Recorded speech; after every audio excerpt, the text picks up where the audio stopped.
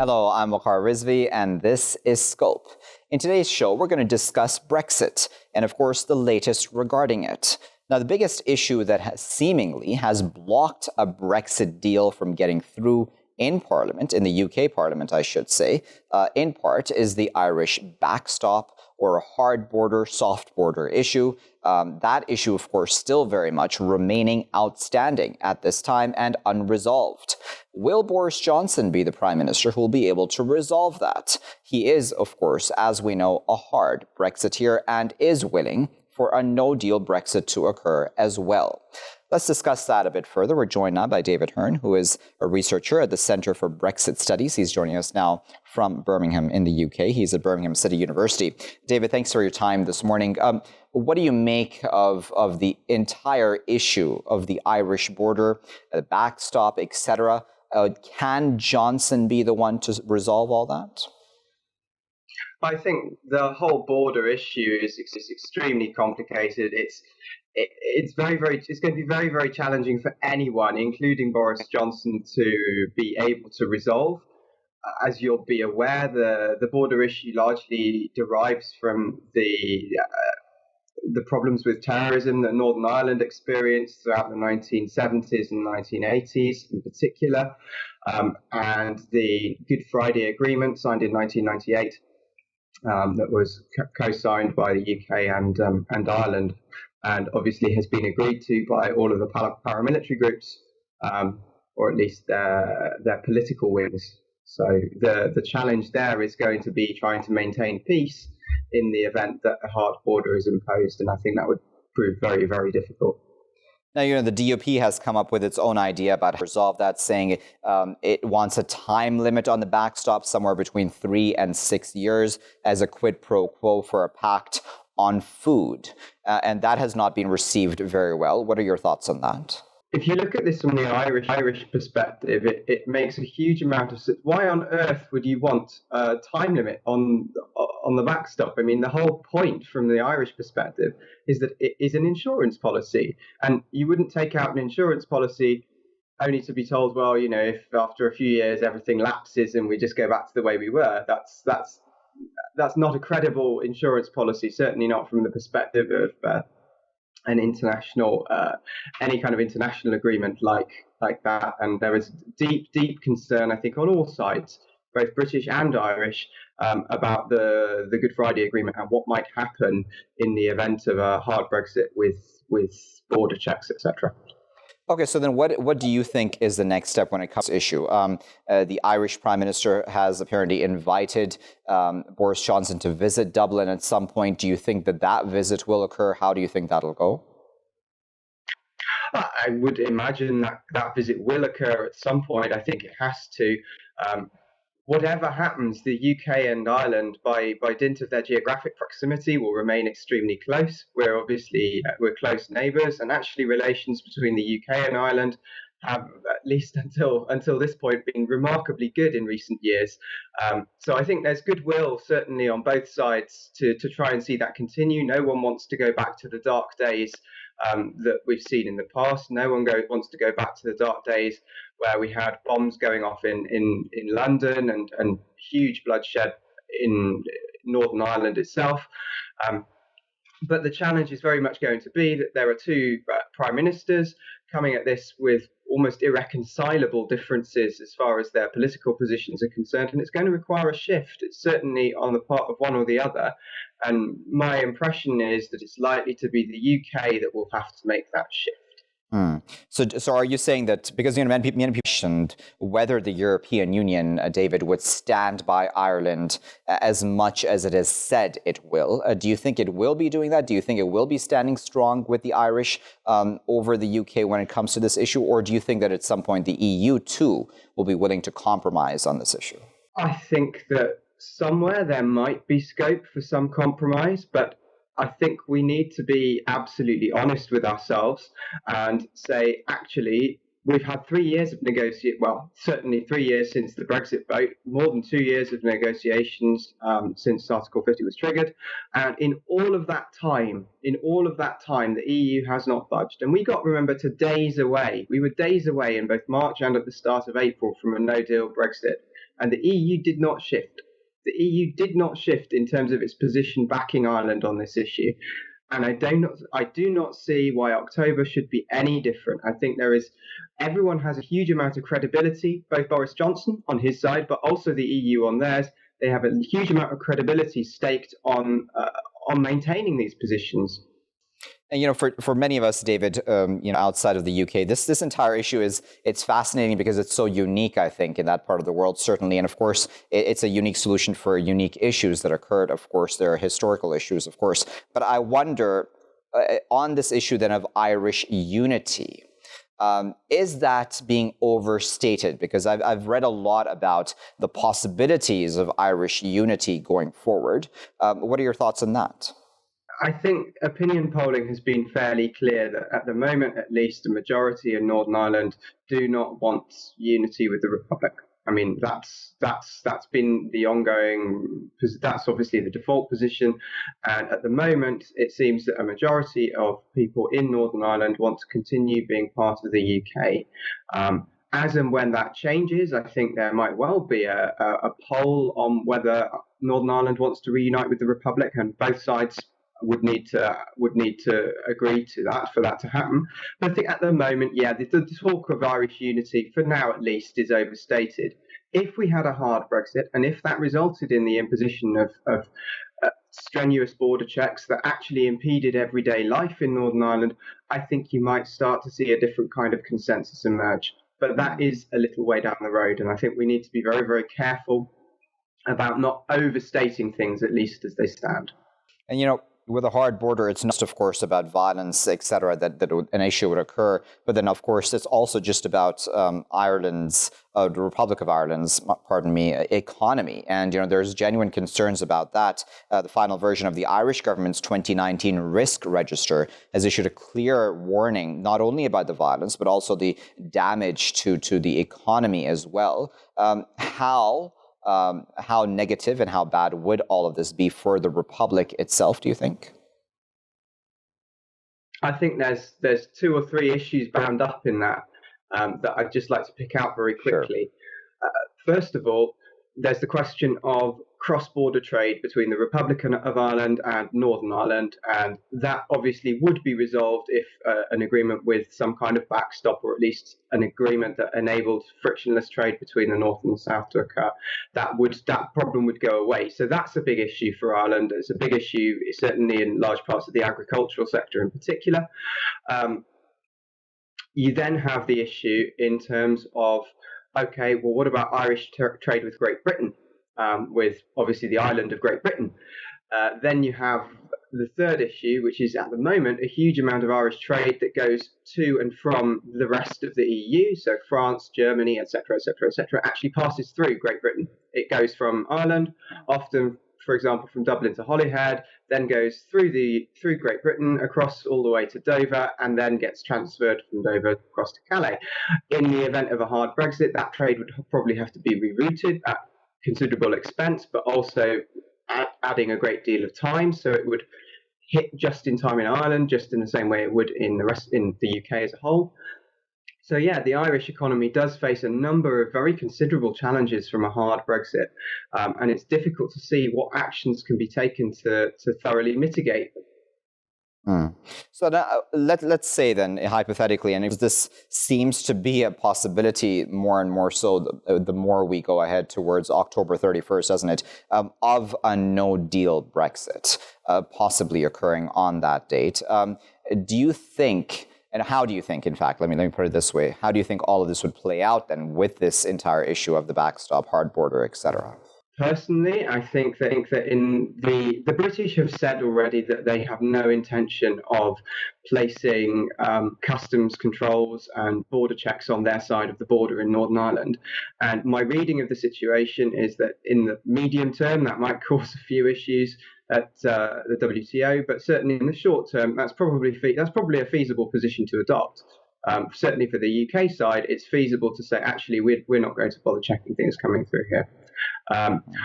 On the Irish side, they don't have that luxury because they will remain part of the single market. They will remain part of the European Union. And if they want to be able to trade frictionlessly with the rest of the EU, they are going to have to, by law, they have to impose customs checks to ensure the correct duties are paid and to ensure that any goods entering Ireland adhere to single market standards.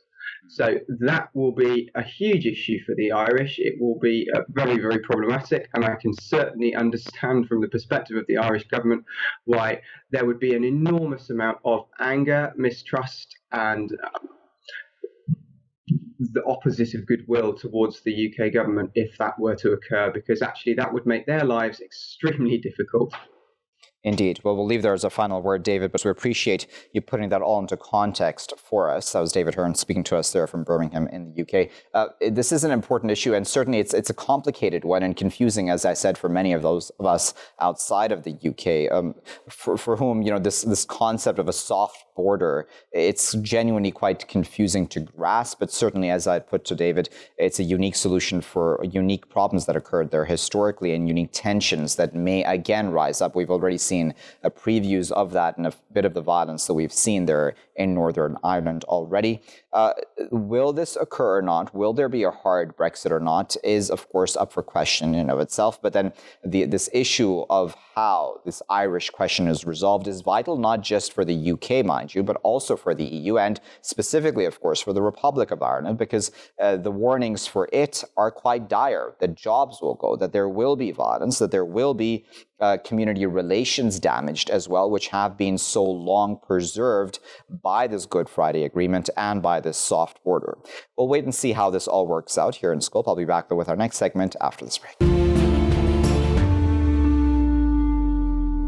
Thank you for staying with us, viewers. Still here in Scope with me, Waqar Rizvi. Now, the Netherlands has brought in a burqa ban just a number of days ago, and it hasn't been very well received even by the police and transport services who are meant to be actually implementing it and enforcing it, saying that it simply has too many impracticalities, I should say, to be able to really be enforced. And certainly now the Netherlands is not the first country in Europe to try to enforce a burqa ban. There has, of course, France, which began this trend back in 2011 under Nicolas Sarkozy, who had said the full-face veils were simply unacceptable to French society. There are other countries, of course, as I said, who have implemented this, but underlying this issue of, going after burqas, who wasn't even worn with, by many women across Europe, if you're looking at this really in context, is that one issue, but B, it's also an issue of who has the right to tell a woman or anybody really what to wear in quote-unquote the free world. Let's talk about all of that. We're joined now by Arzu Merali, who is a researcher and human rights campaigner. She's one of the founders of the Islamic Human Rights Commission. She's also the co-author of Environment of Hate, the New Normal for Muslims in the UK. She's joining us now from London. Also joining us from London is Rizwan Hussain, who is an analyst. He's also director of Jawab, which is a UK charity that addresses Islamophobia. Rizwan and Arzu, thank you both for your time. Arzu, I'd like to start with you. What are your thoughts about the burqa ban, not just, of course, in the Netherlands, but across Europe?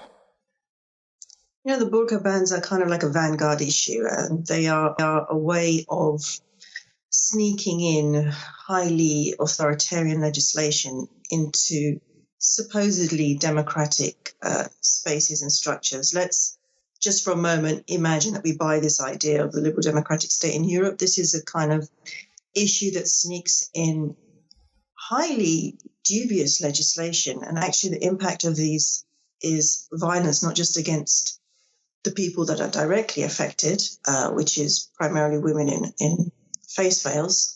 Often these laws are dressed up as laws about banning all face coverings, but let's leave that aside. It actually starts or it helps reinforce a very violent climate against Muslims per se, people perceived to be Muslims, and minoritized others. So, we can say, well, it only affects a few people, or it's an issue about women's rights, etc. So it's not. It's actually quite devastating. Rizwan, on that point about women's rights, that is one of the arguments for such burqa bans. Do you buy it? I would say that I agree with Arzu on how the burqa ban and this policy is used as a way, essentially, as a tool, a political tool to oppress particular sections of the Muslim community. I would also say that it actually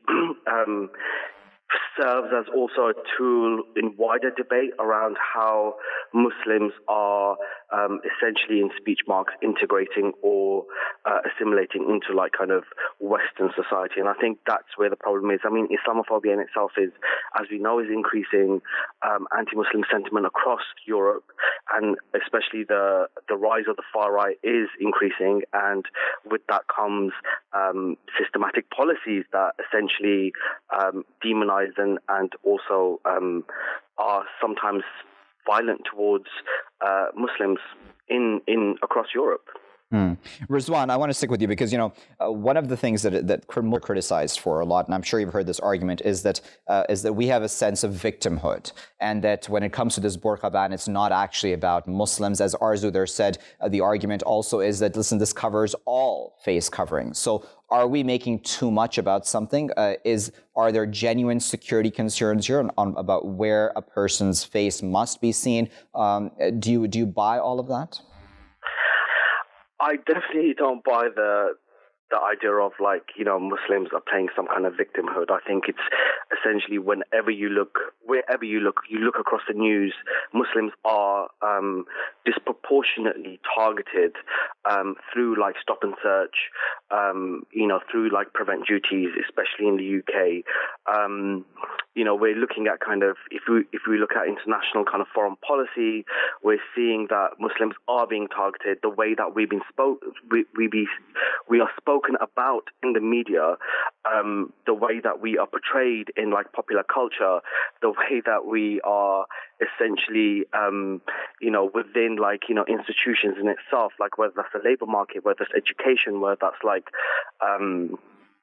employment, we are in some way or another being stigmatized and systematically I would say Islamophobia is no different from racism. We are victims of racism, but I also would say that communities are not thinking themselves as victims. We're thinking of ourselves as people who can stand up and actually have discussions around these issues, can speak openly and strongly about how we feel about what's happening, and this comes from within the community. I don't think we're we're sorry, we're feeling sorry for ourselves. There's genuine concerns about Islamophobia, and I think also there are communities and there are young people that are standing up for themselves. Right. So Arzu, there is, global already. It's not even just Europe, is it? I mean, in Canada, Quebec just passed a law as well, as you well know, of course, Arzu, about that, also about religious symbols and religious, garb, essentially. Do you think that in many ways that the religious communities worldwide actually need to unite, and especially, of course, the Muslim community globally on such issues? Because it's not just about, just a face veil, for example, right? It's more than just that. It is on paper more than just that, and certainly there have been Christians, there have been Sikhs, there have been Jews who have been caught up in these laws. It's not to say that it's all been exclusively Muslim. But I don't think in any of those situations, you mentioned Quebec, we have France, and these have been rumbling on in sort of francophone for a little bit longer than they have in the English-speaking kind of settings. There really hasn't been a doubt in those settings that the primary target has been Muslims. So yes, there should be unity. It doesn't even have to be just with other religious communities. And there are also, some kind of things we have to be wary of in those alliances. But across the board with civil rights and political rights activists and so on and so forth, I think it really just boils down to a kind of very basic understanding of justice. And, there's only two sides to that. You can be for it or you can be against it. And ultimately, and I mean, just going back to this point about Muslims feeling they're victimized, et cetera, when the state is kind of quite overtly bringing in laws that target you, albeit that they will word it in a way that doesn't let them fall foul of their own kind of anti-discrimination laws or higher courts, which is why this kind of thing is always framed within, it's face coverings or it's religious symbols. Ultimately, the primary concern of Muslims and Muslims themselves need to have some kind of courage to stand up for their convictions. I think we find at the moment that civil society leadership across these settings is not really where it should be at. People are afraid. They have a right to be afraid. I don't blame any kind of individual person for being scared right now. We have the most draconian anti-terrorism laws in the world, really, in Europeanized and westernized settings.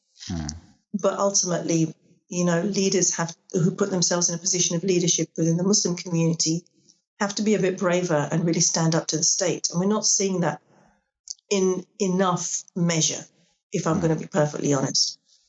All right, so Rizwan, I wonder, why do you think that is?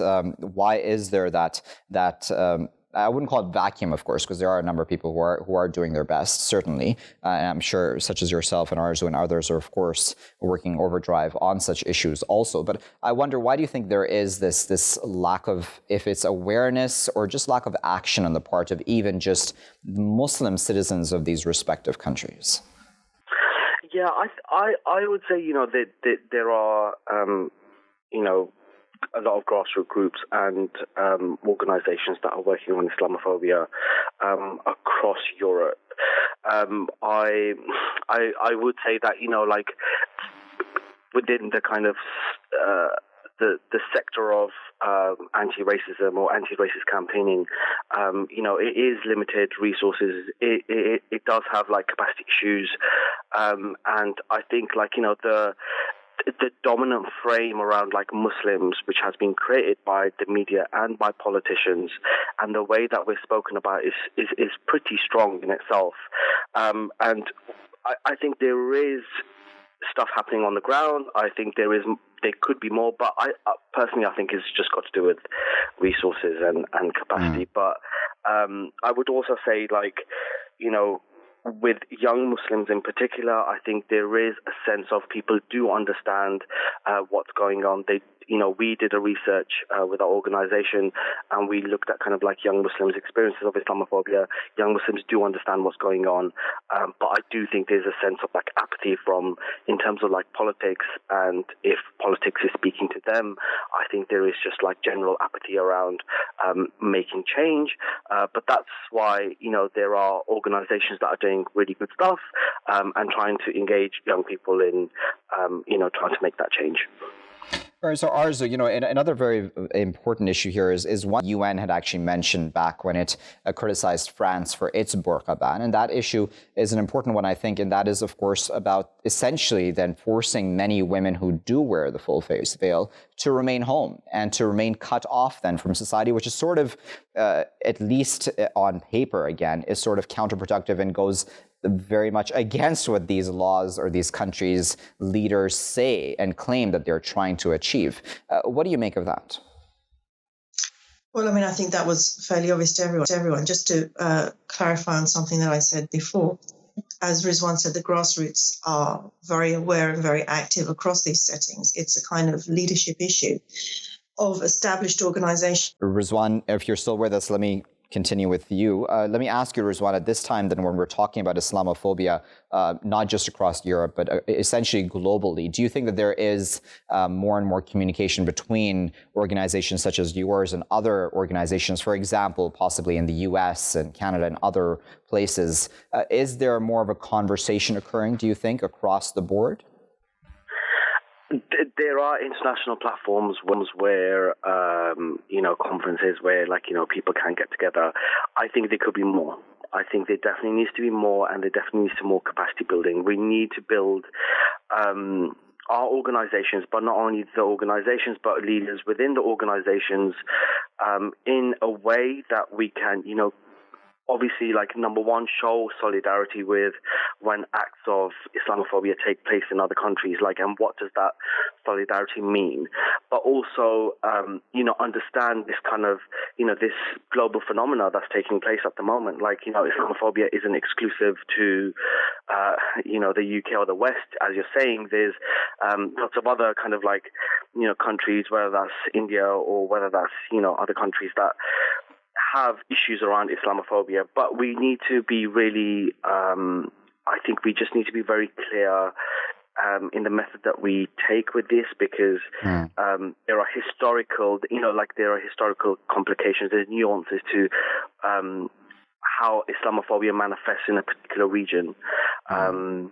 Okay. Yeah. Yeah, that's a very good point. Arzu, I know you're back with us. We've gotten cut off there for a bit, Arzu. So I wanted you to pick up from where you had left off there, explaining, of course, and clarifying what you had meant when it comes to the lack of action on the part of some when it comes to Islamophobia. Yeah, it's about the leadership. When I say leadership, I mean those kind of very established civil society organizations, which are not necessarily grassroots organizations. As Rizwan said, and he's completely right, at the grassroots, there's a deeper understanding and there's also action. And, that doesn't fulfill its potential because of resource issues primarily. What we do have is a lack of, if you like, whether it's vision or bravery or a bit of both, in those established levels. So I'll give you an example. It's going back a while, so I know Rizwan is much younger than me. He probably won't remember this, but it was relatively soon after 9/11. Now, anti-terrorism laws were being brought in, which were impacting Muslim communities in a way that were complete and total violations of basic rights. A lot of organizations like ours put out leaflets saying, know your rights. The main kind of established organizations worked with the Home Office to put out a leaflet sort of effectively to counter this and say it was called Know Your Rights and Responsibilities. Now, this is not being sent to all the citizens, okay? It's just being sent to Muslims. So if there's going to be a conversation about responsibilities, it has to be an equal one. And the issue of rights is about equality. So we kind of sometimes undermine our own arguments, and we have this with the burqa issue. You will have leaders who say, there are security issues, why can't people just blah, blah, blah, blah. And it's a distraction. I mean, I cannot speak for every single woman who wears a niqab, but certainly for every legal case that's been brought in front of the European Court of Human Rights or national courts, or even in the kind of casework that we have at IHRC, there's not a single case that I know where the woman did not say, of course, if I have to remove it to be identified for security purposes or et cetera, et cetera, et cetera, all of these things can be accommodated. So we have a kind of very distracting narrative around the niqab, but it's symptomatic of the kind of distracting narratives we have about Muslims. We talked about this idea that Muslims have all these grievances. This is also another kind of Islamophobic narrative. Why is it that we can't complain? Why can we not exercise our rights as citizens? And it's quite clear it's because we're not accepted as that. So all of this is within a broader framework of equality, but also citizenry. I caught the last thing that Rizwan was saying about this not just being in European westernized settings. This is true. However, is very much led by that. So you'll often find that despite the local flavor in, say, India or Myanmar, there is a harking back to these narratives that are essentially pummeled out from an Orientalist viewpoint from Europe. Rizwan, it's disturbing, and we look at, of course, the kinds of shootings that have occurred just recently in the U.S. as well, and the rise of the far right, and even, in fact, many people will argue even the far left, in fact, in many ways can be very, very Islamophobic as well, and just anti-racist in all forms, really, including Islamophobia, I should say, in clarification. Do you think that these two things are working sort of in parallel? Is that what you have noticed in your experience so far? Absolutely, I do think that. Our organisation has been doing work across Europe on building the capacity of young people, especially young activists, and understanding the roots of Islamophobia and how they can challenge it. And the one thing that we have been seeing is this, I think now for nearly 9 years, and even probably, I'm sure this is before that, but when we started 9 years ago, there's just been this rise of far right, kind of white nationalist ideology across Europe, and we're seeing. We see what's happening in America today. This kind of idea of this supreme white nation, with kind of ideas around Muslims or Muslims taking over, or almost having being some kind of threat to kind of Western society and life, which is quite deep-seated. And I think what we need to remember about the far right is that, again, they're very, very sophisticated in the way that they recruit, the way that they talk, the way that they, talk about minorities, and that's something that is bigger. It's bigger. It's coming from America, like a lot of this funding is coming from think tanks in America, and then it's feeding into like kind of grassroots groups across Europe. Indeed. All right, we'll have to leave that as our final word. The clock has gotten the best of us. Of course, we've only really touched the tip of the iceberg when it comes to these sorts of issues, but I'd like to thank Arzu and Rizwan for their time, both of them speaking to us from London this morning there. This is an important issue of yours because it's not really just about the burqa ban, is it? It's symbolic, and as Arzu there said, each individual person, woman who wears the niqab/burqa, however you want to term it, has their own personal reasons for doing so. Of course, the vast majority of them doing it for their personal religious beliefs, which of course they have a right to and should have a right to across the board, anywhere in the world. But that right is being taken away from them. And it's also just part of a trend, isn't it, of the rights being taken away slowly or fast, in some cases, from Muslims across the world as well. This is not just victimhood. It's in fact the fact that this is occurring. These are the facts. These are the hard facts. No one is making this up. No one is overstating what all of this means. And even the people bringing in these laws are not actually hiding their goals. They are going after Islam/Muslims very clearly. We'll keep a very close eye on that issue here in Scope. I'll be back though with our next segment after this break. Welcome back, viewers. You're still here in Scope with me, Waqar Rizvi. In this segment, we're going to discuss the UN ethics report that came out about UNRWA, which is the UN agency that takes care of Palestinian refugees. The grievous ethical abuses have been reported in that document. And there's been a statement, of course, coming out from the Commissioner General of UNRWA, saying that if the current investigation, once it is completed, were to present findings that require corrective measures or other management actions, we will not hesitate to take them. But then there are other countries which are now slowly removing their funding from UNRWA.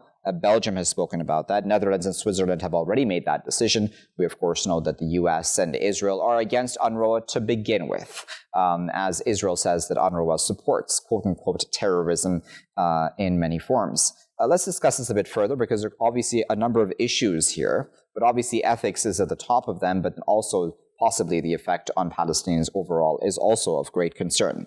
Let's discuss this further with Serge Stroobants, who is the Director of Operations for Europe and the Middle East North Africa region at the Institute for Economics and Peace. He's joining us now from Brussels. Serge, as always, thank you for your time today.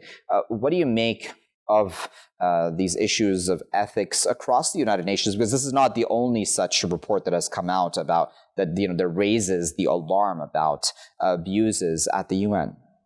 Well, I think when you represent the UN and any of the different organizations of the UN, when they represent the UN, they need also to represent high standards that the UN stands for and the member states of the UN stands for. This is not the case here. We clearly see from the in December last year that there are some allegations of non-ethical management of UNRWA, and this is why some countries, of which Belgium is one of those countries, decided to suspend investment in this organization for the time being until the allegations are corrected or the allegations are really investigated in an independent investigation. Do you think that independent investigation, when it occurs, I mean, I can talk about many other things, which I'm sure you're aware of too, Serge. We can talk about scandals in Haiti and places like Africa and otherwise where UN peacekeepers and others have been involved in some grievous abuses, really. But do you think that accountability really occurs at the UN? I have collaborated with UNICEF, for example, in a training program in Libya. There's a lot of checks and balances that are put on those type of partnerships by the UN institutions, and this is directly coming from New York. On the other end, there is also a local management that is applied to those UN institutions, and that sometimes cannot be perfect. And I think, as I said before, when you represent the United Nations, you need to have a perfect example. One of the major issues when it comes to the issue of UNRWA, as you can well understand, I'm sure, Serge, is the concern about how this will affect Palestinians, because many Palestinians really depend on UNRWA, and many are saying that this is coming right before this report came right before into the lead up, I should say, on a vote on UNRWA funding. Do you think that this is also in some ways politics at play?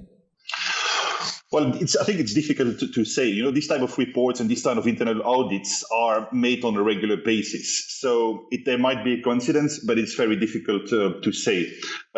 When you look at the three countries that have now only suspended the support to UNRWA, this is completely different from the US approach from last year, where the White House administration decided to cut all funding to UNRWA and are aiming at another solution. And this other solution would be to, distribute the funds over the different countries that are now managed by UNRWA and do this through NGOs or directly with those countries. This is not what the three European countries are doing at the moment. The three European countries are clearly saying we are suspending all funding until we know what's really going on, and then we will make a decision. In the case of Belgium, for example, Belgium has already paid a fixed amount of money they pay every year. It's close to $7 million US, and they're only suspending another close to $6 million US in extra payment until the Belgian government, and especially the Minister of Foreign Aid, knows what's really going on in UNRWA. Done with the money Belgium, the Netherlands, and Switzerland are paying to this organization. I think it's very, very logic to when you give money to somebody to make sure that this money is well spent and in an organization that leads by example. Okay, so one of the things is that when we're talking about the Palestinian issue, as you well know, Serge, it's an extremely sensitive one overall. The Israelis, of course, as you well also know, have been very critical of UNRWA overall, saying that UNRWA should just be disbanded altogether. It should be merged into the UNHCR. This money is not being well used. But as I put in my introduction as well, a lot of Palestinians depend heavily on UNRWA. What are your thoughts on that? Well, I think there is a clear dichotomy between political position towards the Palestinians. I think this has not changed, not for Belgium, not for the Netherlands, not for Switzerland, and I would say for any European country as such, not neither the EU. So politically, there is still support for the Palestinian cause. And if out of the independent investigation, we see that there is good management applied in UNRWA, all those countries will start again to fund this operation. So this has nothing to do with, I would say, political position towards the Palestinians, and everybody here in Europe understands that it's a difficult situation and help needs to be sent, but it needs to be managed well. And I think this is what the discussion is all about. So then, are you saying, Serge, that we may see a stronger UNRWA coming out of all of this, and that this may actually be in some ways a good thing for the very people it serves? Well, this is why these audits are made, and of course now it's a leaked report depicted as allegations still. So this is why the Secretary General of the UN, Mr. Guterres, ordered an independent investigation. The three ministers of foreign aid of the three concerned European countries are waiting for the official results of those reports to review their position towards UNRWA. I think every country in Europe, and I can state that clearly for Belgium, is really committed to the Palestinian cause, and we want to continue to support the Palestinian cause also with funding, but it needs to be managed well. So just let's wait for the results of this independent investigation, and I am sure if those results are positive, that all three countries will restart with funding in UNRWA. And I think this kind of audits can only reinforce such type of organization. But then, Serge, I'm sure you appreciate that not in cases like this UNRWA report, but in other such reports or media reports or otherwise investigations into any abuses that may occur across any international organizations, not just, of course, the United Nations. There is this PR war, then, isn't it? And it's all about image, reputation, etc. How does one handle all of that? Because again, as I said, with this UNRWA issue, it covers something extremely sensitive, something's completely volatile. And if its image is in any way hurt, that does hurt the quote-unquote cause that it serves, doesn't it? Yeah, absolutely. Absolutely. Working myself for the Institute for Economics and Peace, as you have said, in our concept of positive peace based on 8 pillars of peace, one of those pillars is and any international organization and any non-governmental organizations involved in humanitarian aid and support to populations who really need the support should, as I said before, lead by example and really take one of those pillars of peace, good governance, as a central tool of their management. I think it's unacceptable for aid organizations not to lead by example, not to apply the highest ethical standards in their daily work. So yeah, absolutely, that's what needs to be done. If you want to help people, you need to do this in the best possible way. And you're right, it's not only UNRWA. We have seen, I would say, misconduct in other UN peacekeeping missions before, and the first one that comes to my mind would be Central African Republic by peacekeeping in these peacekeeping operations. Absolutely right. Yes.